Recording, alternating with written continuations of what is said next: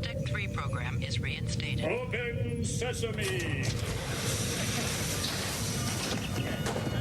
Commander Klingon vessel. We are energizing transporter beam. Now. One, engage!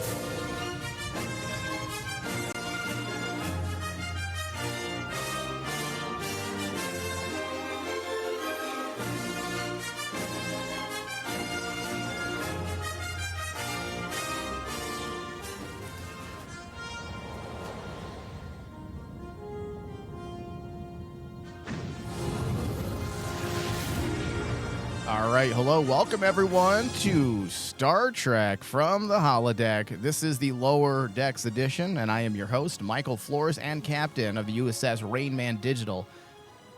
If you're new to our show, we cover a wide variety of Star Trek content, and you can find our podcast wherever you listen to podcasts. Just search From the Holodeck. Our preferred podcast provider is iTunes, and we'd love for you to give us a 5-star rating and drop a review. It does help our show more than you know. And also, if you're watching us on YouTube, click that subscribe button, like, and share. That will also help trigger those algorithms and justify why we do these shows each and every single week. In the studio today with me, and I wouldn't have it any other way, is Ensign David Sabal. Hello. Hello, dude. This series just continues to make me smile. I I know. swear to God, this episode was so goddamn funny. You know, the best thing about this show, more than anything, I know we continue to oogle and ah over all the Star Trek references, but it's just an easy watch. It's an easy something watch. fun. How often do we get to just kind of kick back and not overthink something? Sure, we are always going to overthink things. That's what we do best on these shows, and sometimes overanalyze. But I enjoy just click and play. Hey, new episode pops up, with the little app notification. New episode of Lower Decks is now available to watch. And I get happy because I can just watch something that's just enjoyable. It's not, I don't have to be overly critical. You don't. And the thing is like every single episode in this season has its own take on humor. Like you have like the I don't know what it is. It's like every single episode I've seen in this past season, it's a different type of comedy that Mike McMahon has tried to do. Yeah. In this particular episode, he went twisted with some of the jokes, dude. Yeah, he's definitely delving into some of that grimy, crude Rick and Morty sense of humor. This was more like Rick and Morty. I mean, you had messed up humor. the Mugato threesome, essentially. No, the Mugato cuckold. I mean, what cuckold? the fuck? and then when And he starts rubbing his horn. the horn. Oh and my then god! When Mariner starts eating Shax, I was like, okay, he went a little too far. Yeah. But that was the thing, Dude. This episode compared to the last episode, Yeah. the humor is completely different. Well, there have been some complaints. Yes. Some of the more conservative Star Trek fans, they were upset with the cuckold scene. But listen, have a sense of humor. Have a sense of humor. It's a funny show. Yeah. It's supposed to be funny, haha. One guy said the funniest thing about the show is the showrunners think it's canon. Yes, I'm like, what a douche. I'm like, listen, dude, like if you don't like the show, fine, but guess what? It is canon. You don't decide whether it's canon or You're not. not. Unfortunately, CBS is the lords over what is canon and what is not, and they have said this is canon. So, guess what? Mugatos like to to pleasure themselves. Yeah, they like to cuckold each other. That was so messed up. It was slightly disturbing. It was I will say disturbing. I'm not conservative by any means in the ways of entertainment, but I am conservative with what I let my son watch. And I'm glad he didn't watch this episode with me because I don't want to have to explain to him. What are they doing? Yeah, well, sometimes guys, certain individuals get off watching someone fuck someone else. But dude, how many times? It's funny too because like a lot of Star Trek fans think that this is stepping the boundaries. But I'm sorry, in TNG, they did the same thing. Yeah, come on. When they started showing Klingon mating rituals with Yeah. Worf and his wife. Yeah. That was messed up. Messed up or awesomely hot. Like, I'll leave that to the listeners to decide for themselves. But also, come on. What, very first season, the opening, 3 episodes, Tasha Yar is boning an android? Come Boning on. an android? Let's not pretend Star Trek's ever been conservative. It's actually been very liberal. Classically absolutely. liberal, I guess you could say. I mean, come on. In the original series, Kirk bangs a green Yeah. alien every time. Well, Star Trek, the original series, is literally a product of the peace and love era. Yeah. And So- they're not afraid of bringing in sexual ideas into Star Trek. And that's what I did appreciate about this. While it was disturbing, Well, was disturbing. I think we need to remind people of things sometimes, some of the naysayers out there, because didn't, Kirk make out with a shapeshifter and then no. Yeah, he made out with a shapeshifter, which is fine. But then he also fought a creature at Rural Pente where his genitals is apparently where his shins knees are at. Yeah, where his knees were. Yeah. This is nothing new. This is nothing new. And the problem is kind of like, I think Star Trek fans they'll let it go over their heads because it's introduced to them subtly. Mike McMahon, his type of writing, he's like, nah, I'm not going to be subtle. This is going to be like right in your face. Yeah, it's funny and it works for the purposes of this show. So let's get into it. We are discussing, obviously, episode 4 of season 2, titled Mugato, Gumato. And here we are with another episode of Lower Decks that is chock-filled with references, having Mariner, Rutherford, and Boimler engage in a match of Anbo Jiu-Jitsu. Am I saying that correct? Does it really matter? Because wasn't that even a joke this week in Star Trek that all these words are always mispronounced and we say them different ways? I mean, I love that poking fun, kind of like the poke in the ribs when it comes to the pronunciation of Mugato. Yes. Because this has actually been an ongoing gag for many years. For a long time. And Lower Decks, as writers, they have done this since season 1, where they make fun of the contradictory ways Trek characters throughout the years pronounce certain words. The inside jokes, because they understand the inside jokes of the fandom. I mean, I think we discussed this last season as well during the Lower Decks discussion, Yes, we did. that there are numerous sensors. And that's just one of probably hundreds of words, whether it be alien species, planets, names of locations, where one character pronounces it this way and another pronounces it another way. It's been part of Star Trek for so long, and whether or not it's purposely done for just kind of a wink joke or not, the fact that Lower Decks has picked up on it is freaking amazing. And I fucking giggled when they had that entire bit about Gumato. So overall, this episode was relatively simple. It's probably I'd say the most simple of episodes to date so far, at least this season. Rutherford and Boimler through gossip, I should say, are duped into thinking Mariner is special ops. Yes. How did they not mention Section 31? Is it because McMahon is possibly actually trying to say that they are a secret and people shouldn't know about them? Maybe, yeah. Because, like, the thing is isn't that like an ongoing joke that Section 31 is the greatest secret that everyone knows about? Everyone knows about. Exactly. And, like, I think it's pretty smart that they don't actually bring in Section 31, because Section 31 suddenly takes your storytelling to a different level. Mm-hmm. You can't make jokes about Section 31. Oh, yes, you can. You could. I think Mike McMahon at this point could, but like in another person's hands, no way, because Section 31 is so engrossed in the Star Trek lore as like, oh, this is serious noir storytelling.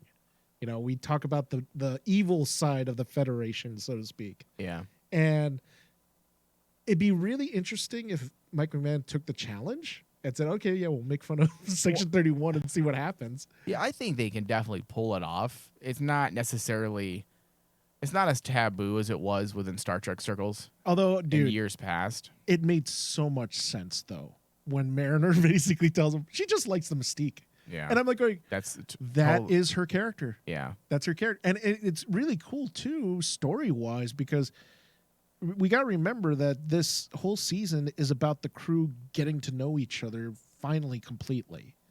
And, you know, like in the last episode, Tendi and Mariner ended up getting closer because they realized they don't really know each other that well. It does seem like they're doing that, huh? And they do it in this one with Boimler and Yeah. Rutherford doing it to Mariner. I was thinking the same thing. It does seem like an actual effort on the writer's part to bring more members of the crew together in this show. Yes.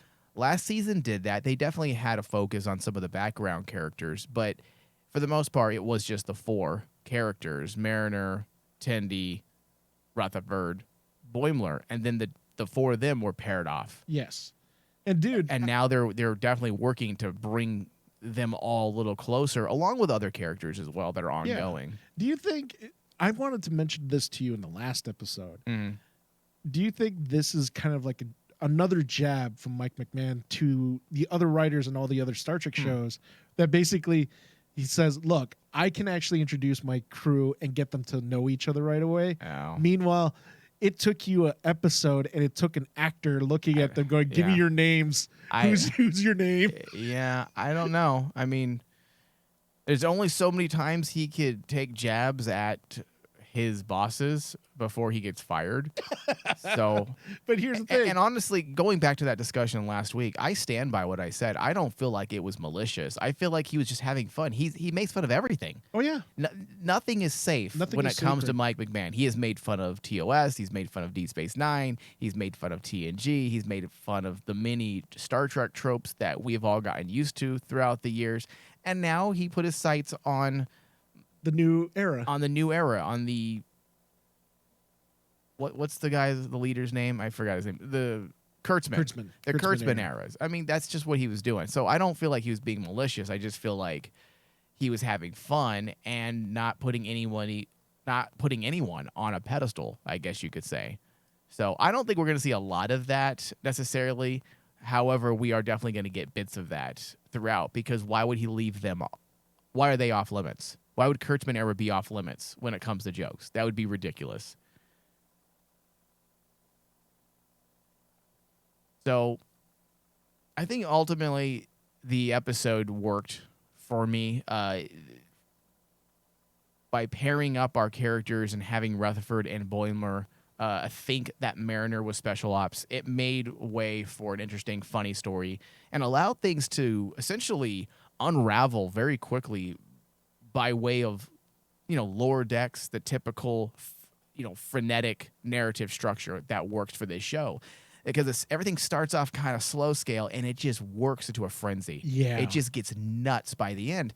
And that is a lot like the reverse hero's journey. Is that what it was that the showrunner for Rick and Morty does? He does a reverse of the typical writing triangle, I believe is what it was. And it's an interesting tactic. Not a lot of people utilize that. And it does work to create this odd sense of excitement that just pulls you in all the way until those last waning seconds of the episode. Yeah, and I think that type of writing can only work in certain situations. It's not going to work on a regular live action Not on a regular series. live action series. Yeah. You can't do that. Yeah, and also the fact that it is a comedy series. Putting that type of writing in a comedy series works because it turns the writing into like this quirkiness. You accept the quirkiness more because it's a comedy. And if you were to take that writing and say put it to Discovery, I think it would bomb. Yeah. Like, people would like be trying to burn down Discovery at that point. But for like this, the way Mike McMahon approaches Lower Decks, it's very refreshing and it's very acceptable because we go in already knowing we can't take this seriously. He forces us to have fun with it and not. While we can have a critical eye about it, we still have this idea that basically, okay, don't take it too seriously. It's a comedy show. It's a animation, and that all helps the writing along. Yeah. The showrunner of Rick and Morty, Dan Harmon, the original showrunner, he calls it the the remix of the hero's journey. The remix of I've heard about that in some. It is interesting. I need to set some time aside to study his actual strategy and what this fully means, because it is an interesting literary tool, and it works. Obviously, it works great for Rick and Morty, and it works pretty damn well in Lower Decks as well. So maybe we can pull some info on that so that we're more knowledgeable on it and exactly how it works, and we can talk about it in an upcoming episode discussion. Absolutely. Now, also, Dave, this episode does follow the typical Mike McMahon conceptual playbook, where story A in Lower Decks is actually more like story B in a traditional Trek episode, and the traditional story A was story B. And that hasn't been as apparent this season than in this episode. Yeah. And the way Captain Freeman was completely unaware of anything that was going on in the planet. I mean, her crew is essentially almost getting killed off on this planet, enslaved by Ferengi, threatened by Mugato, and yet she's off trying to figure out why this shuttle got destroyed, and then giving away all of her own relics in order to appease a potential fraud. Yes. I fucking love it. I love that they do that, because that's always been an interesting concept for me when it comes to Lower Decks to begin with. The idea that the story's going to focus around the people that you don't really see, the person that walks behind story A, and they're doing the little things that the people from story A told them to do, but we never actually see how they do it. So to see story B take the place of story A in such a way, I think it works really well, especially in an episode like this, because it allows this craziness to unravel in a very satisfying manner, and allows the lunacy to actually take hold of the audience. Yeah, I mean, like the ever since we started Lower Decks, before even like the beginnings of season 1, Mike McMahon has gone out and said that he wanted to do a show that focused on red shirts. Yeah. He wanted to do a focus on the guys that basically no one never talks about. The engineers that basically are in the bowels of the Enterprise. Well, it was taken from that TNG episode that is called Lower Decks. Lower Decks. And it's about these rando characters that I want to say at least 50% of the cast of that episode we've never even seen before. And yet they all had this rapport with the bridge crew. They talked about Riker and being afraid of him. They talked about this character, Worf, and all of our main characters. And we're watching the episode thinking, we've never seen you. So it was an interesting perspective switch. And that's why I've always been enamored by this concept. It might be fun to actually go back and review that episode. I've recently watched it. It's actually pretty good. It's pretty good. I mean, from what I remember and everything, I mean, I thought I remember at the time, as a fan and as a kid, I was confused why they did it. When I was a kid, I didn't like it. I didn't like it because it was like, okay, why do I care? Why are we doing this episode about these schmoes? Yeah, I want to see my Picard. I want to see my Riker. Yeah. But now in hindsight, when you look back retrospectively, you kind of see that even in TNG's era, they were trying to do experiments in storytelling. And while at the moment, stuff like that can hurt your series, in retrospect, like taken years later, those are the steps that need to be taken in order for like shows like this show, like Lower Decks, to happen. Because if that episode never gets made, right? Mm-hmm. And there's no writer that's willing to actually do a story that centers on not your central characters, but like D-list characters, brand new characters, and your audience is not going to care about. How does that concept ever blossom into Mike McMahon's creation of Lower Decks? Yeah. Definitely interesting.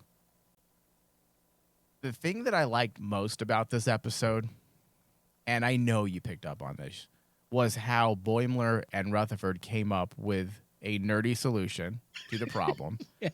And I'll get to my main point in a second. Yes. Creating a PowerPoint-style presentation and convincing the Ferengi that it would be more profitable to turn the planet into a reserve over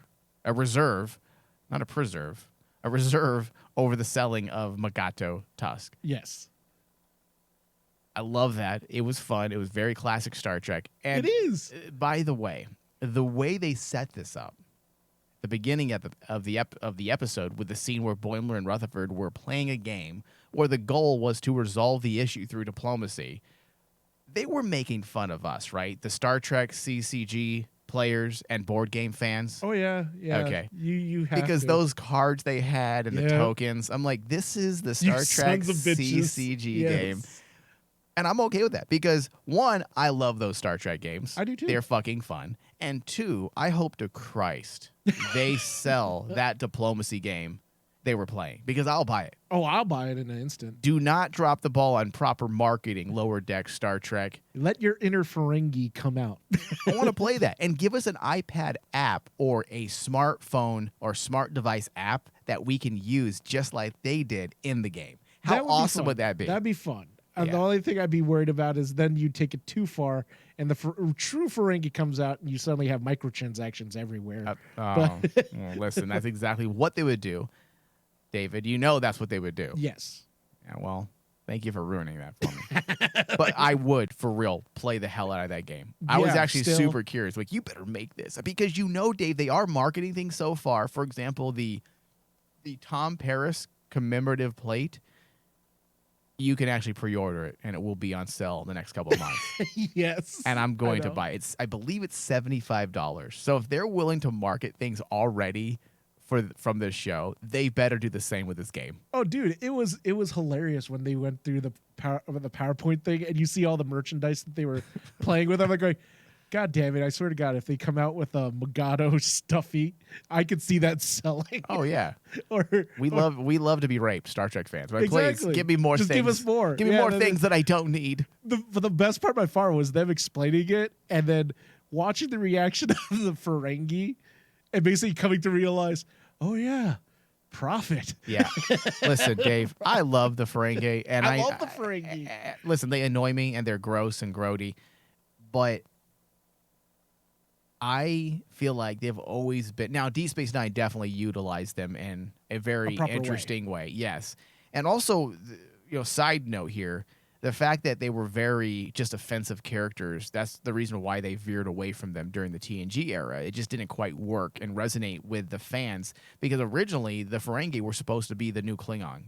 That's what they were supposed to do with them at the very beginning, and people just weren't having it. They didn't like them, and they ended up just kind of sidelining them. But what they did with them in Deep Space Nine, by having Quark at the center of this and his family at the center of progressive change to the Ferengi culture, is amazing. And I believe it gave them a little bit more life as characters since they were sidelining them anyways. They were sidelining them anyways because a lot of people couldn't get on board with the concept. But the way they changed that concept through the course of Deep Space Nine worked I thought in a great way. And the fact that Lower Decks continues to use them in a meaningful way as well. This is the third time now they've had some Ferengi or a Quark reference in Lower Decks. Yeah. And I like that because I've always felt like they were a missed opportunity. They were supposed to be the pirates of Star Trek. That's what they were supposed to be. And we never, really went that route. So if we can keep getting them in these types of moments in Lower Decks, I will be happy and grateful. Oh yeah, because it really brings to light, because unfortunately everyone thinks about the Ferengi as like a comedic race just because of, in Deep Space Nine, that's what everyone thinks about. Mm-hmm. And when you think of the original concept, you realize that the Ferengi were supposed to be ruthless. Right. And they were supposed to be kind of like the space pirates, and they don't care. They have their own code of honor that they live by, and it was supposed to be really cool. But it was, but throwing in the idea that their entire culture is regulated by capitalism. Yeah. It's hilarious. Right, and that's the smarts of Deep Space Nine. Deep Space Nine used it to make a social statement on our own capitalism in this country, in the United States.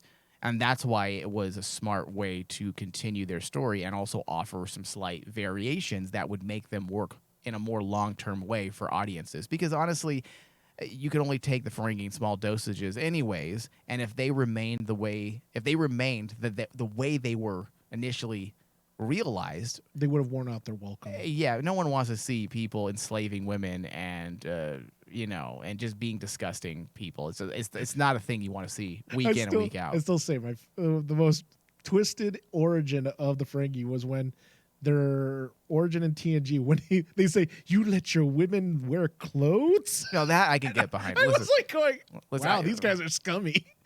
oh, David, shut up. Imagine, if Star Trek stuck to that. 7 to 9 all day. All day. Okay, so the doctors. This was an article that was put out. I don't have the name of the site at present. However, I pulled at this headline because I was thinking the exact same thing. This doctor we have is one of the most crankiest doctors we have been given in Star Trek. But then I took a step back. I'm like, no, I don't think she is. We have a long line of cranky doctors. And the list here, and let me know if I forget any, the most crankiest, number one, has to be, in my opinion, Robert Picardo's doctor in Voyager. I think he's number one, without a doubt. Wow, that's tough because would I call the let's doctor the go, crankiest? Let's go through the list, okay? So we have Dr. Pulaski, that was on the second season of TNG. We have Lower Decks' doctor, Dr. Tahana, Dr. Leonard McCoy, Julian Bashir, Beverly Crusher. Crusher wasn't cranky, though. No. Dr. Hugh Culpert in Discovery. He can get cranky. Culpert? Yeah. Dr. Phlox, which I don't think was ever very cranky. I don't know, dude. Phlox. He was never cranky. He had an odd bedside manner because he was an alien. I think that was the entire point. That he was sarcastic all the time. He was. Yeah, you're right. I mean, sarcasm. He was a bit of a fish out of water, and that was his whole gimmick. But I don't know if I would consider him cranky. He was just an odd duck. So out of that list, on this list, they put the EMH Rios from Picard. I'm not counting that. No, I don't count that guy. Yeah. I mean, he was cool, but he was in like an episode. One episode, and that was it. And he still, failed to tell Picard that this woman murdered somebody in cold blood. Yeah. Like, how the hell did you not? How the hell do you not figure that out? Yeah. Colbert, though, Dr. Colbert he can be a bit moody. He can. But he also seems a little more reasonable. Yes. Pulaski was... I hated her back when I watched the show, but I watch her now, and I'm like, oh, God bless your cranky, take charge attitude. Like, I've obviously changed over time. And I love women that take charge and tell you how it is and how it's going to be. So I like her quite a bit. And I never thought she was cranky. In those opening episodes, she was a little standoffish. Yes. But I don't know if I would consider her truly cranky. So let's whittle down this list. Can we agree that Dr. McCoy was cranky? Oh, absolutely, yeah. Okay. Yeah. Can we agree that Dr. Bashir is not cranky? Yeah, Bashir's not cranky. He's just... What's the best way to put it? Sexed up? Yeah, he's frustrated. Yeah. He's sexually repressed. Can we agree that Beverly Crusher is not cranky? Yeah, absolutely. She's not... I wouldn't consider her cranky at all. Okay, so that leaves us with the EMH doctor from Voyager. Yeah. Dr. Tahana. Yeah. And Dr. McCoy. I think those three are the true cranky doctors. Yeah, you can make those are the true ones. I mean, I actually pulled up the list that you were talking about. Mm-hmm. So out of those three, Dave, who is the number one crankiest doctor in Star Trek? In your opinion, I'm still gonna. I don't know if it's the fanboy in me, but by far, Dr. McCoy is the crankiest person on the planet. I mean, he hates space travel, even though he travels in space. Yeah, that is true. And then it's hard to say, though, because wasn't a lot of his crankiness, though, directed at Spock? No, dude. It was directed at everything. He hated everything. Because remember, he constantly... He didn't want to go on the transporter because he was afraid of transporters. I know. And then... But where did that come from as well? Because that was not a thing in the original series. Yeah, and then, like... Even when he's in the space shuttle, he's complaining how hard it is. Yeah, that's true. Man, it's hard. It's definitely hard. I think it's up in the air, dude, between we need more. Dr. Tahana is off the list because we need more time with her before we can definitively say she's one of the best contender. cranky. But she is cranky. Oh, without a doubt. Is cranky. Without a doubt, and she's great. I love her. But I think as of now, the two choices are Dr. McCoy and the EMH doctor. EMH doctor. And I'm gonna disagree with you. I'm gonna go with the EMH. The EMH. He was so cranky that he was a borderline a D-bag many times. There's many times like no one wanted to punch McCoy. McCoy was charming, even though he was cranky. He was charming. You liked him. It was almost endearing. The EMH doctor, Robert Picardo, was just a douche. I love him, and he is by far one of my favorite characters in all of Star Trek. But at the beginning, you remember everyone wanted to punch him? Oh yeah, because his bedside manner was like terrible. Yeah. Because like I always remember whenever the doctor would show up, his scenes would start with him saying something really bad about someone's health. Yeah. And just being like really sarcastic. Oh, you might die. You might die. But thanks to my, wonderful, expertise, you will not. You will so not. he would make them afraid that they're going to die. But then he says, but thankfully to me, you won't. In lesser hands, you could easily die. He was a D bag. He was a D bag. All right. So the Mugato was first seen, and I believe it was only seen once. Oh, yeah, in the TOS. TOS, the episode titled A Private Little War. Mm-hmm. And speaking of terrible costumes, this was just as bad as the Gorn costume. Oh, screw you. This was awesome. I love that costume. A giant white ape, Mike. A white ape with a horn. Yeah, that's not very cool. Not very cool. Okay, so let's get to our final thoughts. RMD score. Dave, go ahead. Why don't you start us off? My RMD score with this one is a 92. I really like this episode. I mean, it taps into, as I said earlier, a different type of humor. It's more dark. I want to say dark and witty humor that I expected from like a Rick and Morty episode. Yeah.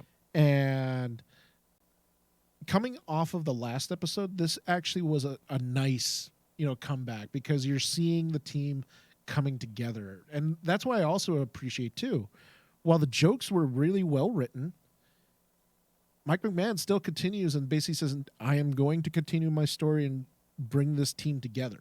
Yeah, all while keeping Mariner in the center. Because she is arguably the lead. And especially in this season, dude, he has made not only the four main characters, Mariner, Boimler, Rutherford, and Tendi important, but now he's making the bridge crew important.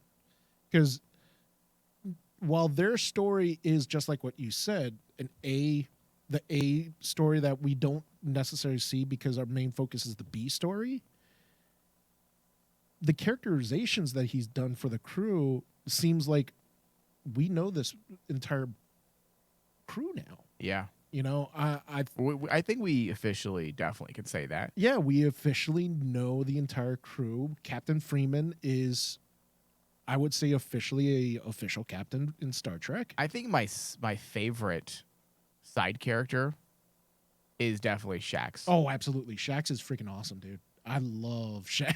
He was on point this episode. He was. and his play with Rutherford just bounced from the last episode to this episode, and I loved it every single time when Shax was there. And you could tell that Rutherford is friends with Shax, but Shax is still someone you probably don't want to be friends with because he'll probably beat the living crap out of you. And that's what I appreciate. I would be friends with him. I liked it when they brought in the oh god, what was the fighting armor? It was like judo. Yeah, it was Star Trek's version of judo. The Anbo. Anbo. Yeah. Anbo. And when they brought that in, oh dude, that was so funny. That basically Shax comes in after seeing, Boimler and Rutherford get beaten up by Mariner, and he goes, "I'm a little early." Yeah, it's funny. All the jokes for me landed in this episode, so that's why I gave it a pretty decent score for a 92. Okay. 92%. I'm going to give this episode an 83%. I definitely liked the episode, not as much as you. I didn't think it was bad. There's nothing negative, but Was it the Mugato mating that scared you off? that Mike? cuckold scene's a bit much. Cuckold scene. No, I was okay with it. I thought that was fucking hilarious. No, I don't get offended by stuff like that. I'm not quite sure. I'd have to watch the episode again, but there was something that didn't quite work for me. There were elements that I absolutely loved. I liked the continuation of Mariner's character development. I hope they do this all season. Even if she's a minor player in the episode, make it revolve around her. That's what they did in this episode, essentially. She's the lead. Let's not forget that. Let's continue to build on that character. Also, let's worry about our side characters as well. And they're doing just that. So I don't think there's any problems in the way of writing. I feel like the writing was just fine. I feel like it's just the content of the episode in itself. I didn't find myself all too overly excited or interested in what was happening. It wasn't bad. There were some moments of, Star Trek levity and references that worked, but overall, it was an 83%. So, is that fair, Dave? I think it's fair. I think it's Usually you and I are pretty much synced. I think in this one, just like what I mentioned in the very beginning, the humor in this was far different than any of the other episodes, and it's, for me, the humor you have to connect with that humor. That just means that basically I'm a sick and twisted person inside. And maybe that's what it was. Maybe that something did feel different, and maybe there's just conflicting tones for me. I don't know. I don't know what it is, but I'd have to watch again. Maybe I can come back next week during the episode 5 discussion and actually actively think about yeah, a score. maybe after I reevaluate the episode, I can put better words to it. But as of now, it's an 83%. This does bring us to the end of our discussion. I would like to remind the listeners out there to please give us a 5-star rating on iTunes. We do need that. We are making some big cutbacks as a network starting in 2022, and I don't want any of those cutbacks to affect this show. And one way to guarantee that we don't cut back is by either A, subscribing to our Patreon page and pledging $5 a month, which you will gain access to hundreds of hours of additional Star Trek discussions, as well as ongoing discussions every month. Or you can give us a 5-star rating. That will help us. Or both, if you really want to be giving and charitable. Our Patreon page is, of course, patreon.com/RainmanDigital. And on iTunes, just search From the Holodeck. This does bring us to the end of our discussion. Thank you, David. Thank you. Live long and prosper.